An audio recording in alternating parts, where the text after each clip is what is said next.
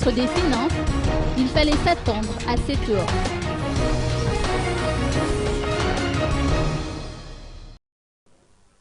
En marge de la cérémonie de célébration de la Journée mondiale de la douane, Lantuniana Rasoul-Wilson, ministre des Finances et du Budget, a laissé entendre qu'il fallait s'attendre à une hausse du prix des produits pétroliers.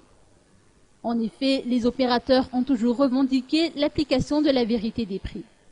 Selon ses dires, il n'y a pas d'équilibre entre la caisse de compensation et les subventions accordées aux compagnies pétrolières. Quoi qu'il en soit, la loi de finances 2014 prévoit un budget pour les subventions des compagnies pétrolières. Il appartient au prochain gouvernement d'en fixer le montant. Au mois d'avril 2013, le ministre des Hydrocarbures, Marcel Bernard, a indiqué que l'écart entre le prix réel ou prix calculé et le prix à la pompe est de 500 arrières.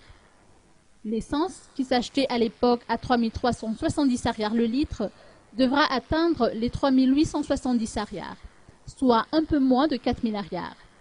Et le gazole, qui est de 2 730 arrières, sera vendu à 3 220 arrières le litre si les prix réels sont effectifs.